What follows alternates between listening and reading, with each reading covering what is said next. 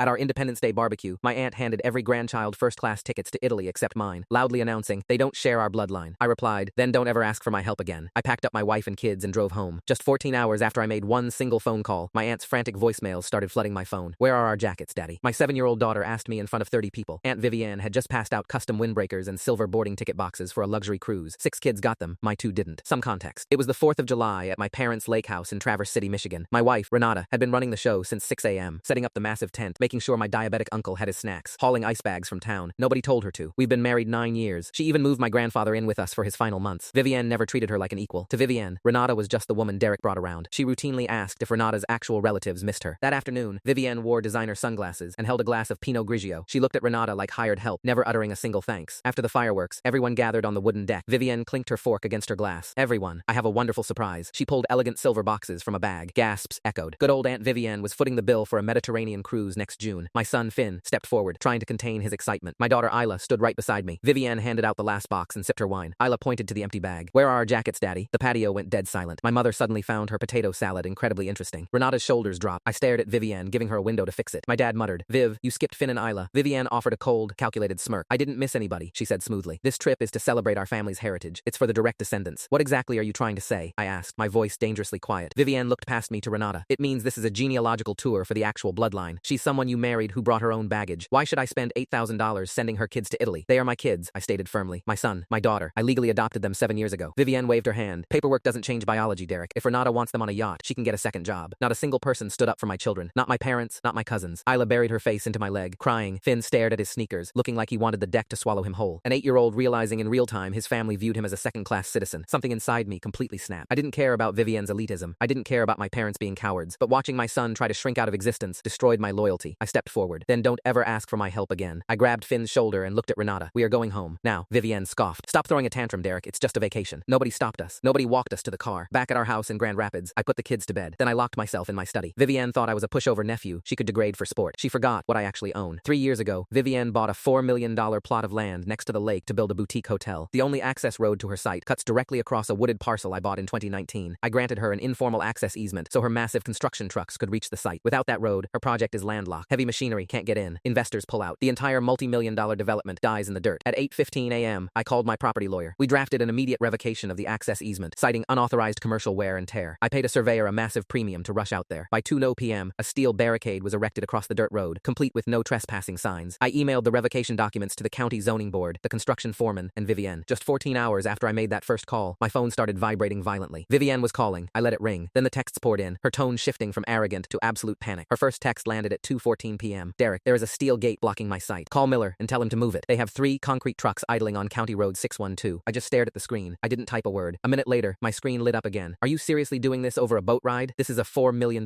project." Pick up the phone. Then another. "Derek, the trucks are blocking traffic. They are going to pour the mix into the ditches if they can't get in. That's $12,000 of concrete." I turned my phone face down on the desk. Outside my study, I could hear the television playing softly in the living room. Renata was sitting on the couch with Isla, watching some cartoon about talking dogs. Renata hadn't said much since the drive home. She had just held Isla's hand in the back seat, while Finn stared out the window into the dark. The silence in my house felt thick, suffocating. It was the silence of a family trying to pretend they hadn't just been erased. My desk phone rang. It was my lawyer, Pierce. I picked it up on the second ring. "They're officially boxed out," Pierce said, his voice flat, strictly professional. "I just got off the phone with the county zoning office. The revocation was filed and stamped. I also sent the formal notice via certified mail to your aunt's LLC. The site foreman, a guy named Miller, called me 5 minutes ago screaming about the barricade. I informed him that any attempt to bypass or dismantle the gate will be treated as trespassing and destruction of private property. I also reminded him that your trail cameras are running 24/7. "Did he threaten to cut the lock?" I asked. "He blustered," Pierce said. "But these construction guys aren't stupid. They know what happens to their bonding and insurance if they deliberately damage a barricade on a revoked easement. He's panicking because he's got perishable materials cooking in those mixer drums. He told me he's holding Vivienne personally liable for the delay." "Good," I said. "Keep the line tight. Pierce, no negotiations unless it comes directly through you. And if she tries to claim a prescriptive easement, she can't." Pierce replied immediately. "You gave her an informal, revocable license to cross 3 years ago. There was no continuous adverse use for the statutory 15 years required in Michigan. And there is no easement by necessity because her plot technically borders a state-owned wetland to the north. It's geographically impossible to build a road through the swamp without a decade of environmental impact studies. But legally, she's not landlocked by you. She just chose the cheap, easy route across your land. That route is now closed." I thanked him and hung up. My cell phone started vibrating again. This time it wasn't Vivienne. It was my dad. I let it ring 3 times before I swiped to answer. "Hello, Derek. What the hell are you doing?" My dad's voice was tight, hushed, like he was standing in the pantry trying not to be heard. "Vivienne just called your mother in tears. She said you blocked the access road to the hotel site." "I revoked her access," I said, keeping my voice perfectly level. "It's my property. I decided I don't want commercial vehicles tearing up my dirt anymore." anymore. Don't give me that, he snapped. This is about yesterday. You're doing this because of the cruise. No, Dad, I said. I'm doing this because yesterday I realized I don't owe Vivienne anything, and since I don't owe her anything, I see no reason to subsidize her commercial real estate venture with my personal property. He sighed loudly into the receiver. Derek, be reasonable. You're upset. We all know Viv can be difficult. She lacks tact, but you are jeopardizing a massive investment. She has partners. She has bank loans. She's talking about suing you. Let her sue, I said. She doesn't have a legal leg to stand on, and she knows it. You're tearing the family apart over a misunderstanding, he said, and that phrase ignited a cold fire in my chest. A misunderstanding? I repeated, my grip tightening on the phone. She stood in front of 30 people, including you, and announced that my children, your grandchildren, are not family. She told my wife, the woman who wiped your own father's chin when he was dying, that she's just baggage, and you sat there and ate your potato salad. Don't you dare talk to me about tearing the family apart. You let her do it. I was trying to keep the peace. He shot back defensively. It was a holiday. Derek, you expect me to ruin the barbecue by screaming at my sister? I was going to talk to her privately. Well, you don't have to now. I handled it. Derek, please, open the gate. Let the trucks in. We will sit down and talk about this like adults. No, she's going to lose the concrete, Derek. They're going to bill her for it. This isn't a joke. I'm perfectly aware of what concrete costs, I said. I'll talk to you later, Dad. I hung up. I walked out of the study and went into the kitchen to get a glass of water. Renata was standing by the sink, leaning against the counter, her arms crossed. She looked exhausted. The kind of bone-deep exhaustion that comes from years of trying to prove you belong in a room that doesn't want you. Who was that? She asked quietly. My dad, I said. She looked down at the floor. They're mad at us. They're mad at me, I corrected. And I don't care. Derek, I don't want to be the reason your family hates you. Her voice trembled slightly. I knew they never really accepted me. I knew it. But yesterday, watching Isla cry in front of everyone, I felt so guilty. I brought this on them. I put my glass down on the counter and walked over to her. I took her by the shoulders. Listen to me. You did nothing wrong. Finn and Isla did nothing wrong. The only person who should feel guilty is the woman who thinks money buys her the right to humiliate children, and the people who stood by and let her do it. Are you really shutting down her construction? Renata asked, looking up at me. The gate is up, I said. The lock is on. She searched my face for a moment, then nodded slowly. She didn't ask me to undo it. She just leaned forward and rested her forehead against my chest. The rest of the day was a barrage of digital noise. My phone buzzed constantly. Texts from my cousins. Dude, you're really shutting down Aunt Viv's site? Over a joke? Come on, man. Don't be so sensitive. That was from my cousin Reed. His son was one of the ones who got a silver box. Derek, my mom is having a panic attack. Please call her. This is insane. That was from my cousin Nora, Vivienne's daughter. I ignored all of them. I took the kids out to get ice cream. We went to a park. I pushed Isla on the swings while Finn climbed the jungle gym. I watched them play. These two kids who had been handed a rough start in life before Renata and I found them. When we adopted them, I promised myself I would build a wall around them so high that nothing could ever make them feel unwanted again. Yesterday, I failed. I let the poison inside my own family touch them. It wasn't going to happen again. The next morning, Tuesday, things escalated from frantic texts to real-world consequences. At 9:30 a.m., I got an email forwarded from Pierce. It was a formal cease and desist letter from Vivienne's corporate attorney, a guy named Halverson. The letter was full of bloated legal threats, claiming that my sudden revocation of the easement constituted tortious interference with a business contract. It demanded that I remove the barricade immediately or face an emergency injunction and a lawsuit for damages exceeding $50,000 for the delayed concrete pour alone. I called Pierce immediately. It's a scare tactic, Pierce said smoothly. Halverson knows he has no case for tortious interference. You didn't interfere with her contracts. You just exercised your right to control your own real estate. She made the mistake of signing contracts without securing a permanent deeded easement first. That's real estate development 101. She got sloppy because she thought she could rely on her nephew's goodwill forever. So, we hold the line. We hold the line, Pierce confirmed, but expect it to get ugly. Halvorson will likely file for a temporary restraining order to force the gate open pending a hearing. It will take him at least 48 hours to get a judge to even look at it, and no judge is going to grant an ex parte order to force private land access without a hearing when there's an alternate route, even if it's a swamp. At noon, a silver SUV pulled up to the curb outside our house. I was sitting on the front porch with my laptop. I watched as my mother got out of the passenger side. My dad was driving, but he stayed in the car, keeping the engine running. My mother walked up the driveway. She looked immaculate, as always. Perfectly pressed linen slacks, her hair perfectly styled. She carried a beige leather tote bag. I closed my laptop and stood up. I didn't walk down the steps to meet her. Derek, she said as she reached the bottom of the porch stairs. She offered a tight, strained smile. Can I come in? Renata and the kids are at the grocery store, I said, leaning against the railing, and I have a lot of work to do. Her smile faltered. I came to talk to you. Please, Derek, this has gone entirely too far. I agree, I said. It went too far on Sunday. She let out a frustrated sigh, abandoning the polite facade. Derek, Vivienne is frantic. You cost her $12,000 yesterday. The concrete trucks had to dump their loads. She's being billed for the materials and the idle time. Her investors are threatening to pull out because they found out the access road isn't legally secured. Sounds like she has a lot of problems to deal with, I said. None of which are mine. She is your aunt, my mother said, her voice rising. She is family. You do not do this to family. I laughed. It was a short, bitter sound. Mom, do you hear yourself? You do not do this to family. Where was that rule on Sunday? Where was that rule when she looked at my son, your grandson, and told him he was biologically irrelevant? Where were you? It was a clumsy comment, my mother insisted, waving her hand dismissively. Vivienne has always been obsessed with ancestry. She didn't mean to hurt Finn or Isla. It's just a genealogy trip. You are taking it entirely out of context. She handed out tickets in front of them and skipped them intentionally, I said, my voice hardening. She told Renata she was just baggage. That wasn't clumsy, Mom. That was a calculated insult designed to put us in our place. And you let her. I am not going to argue about Sunday, my mother said, her jaw setting stubbornly. I am here about the hotel. Your father and I are caught in the middle of this. Vivienne is calling us every hour. She says if you don't open that gate by tomorrow, she's going to lose her primary lender. She wants me to convince you to be reasonable. Tell her I said no. Derek, she will ruin you, my mother warned, lowering her voice. You know how she is. She holds grudges forever. She has more money than you. She will drag you into court and bleed you dry. Let her try, I said. And Mom, if you and Dad are caught in the middle, it's because you chose to stand there. You could have walked away with us on Sunday. You didn't. My mother looked at me, her eyes narrowing. The maternal concern vanished, replaced by a cold, calculating assessment. You've changed since you married her, she said quietly. You used to be so easygoing. Now now you're just angry. I stared down at her. I used to be a pushover, I corrected. I grew up. If you don't have anything else to say, you can head back to Traverse City. She turned and walked back to the SUV without another word. The car pulled away, leaving me alone on the porch. The confrontation didn't make me feel victorious. It just made me feel hollow. This was what my family was. This was the reality of the bloodline Vivienne was so proud of. Wednesday morning brought a new level of complication. At 10:15 a.m., my phone rang with an unfamiliar number. I let it go to voicemail. 5 minutes later, an email popped up in my inbox. The sender was a man named Duncan Strand. I recognized the name immediately. Strand was a managing partner at one of the primary investment firms backing Vivienne's boutique hotel. They were putting up the bulk of the capital for the construction phase. I opened the email. Mr. Voss, I'll cut right to the chase. We were just made aware of the access issue at the Traverse City site. I understand there is a personal dispute between you and your aunt. I have no interest in family politics. My interest is in the $2 million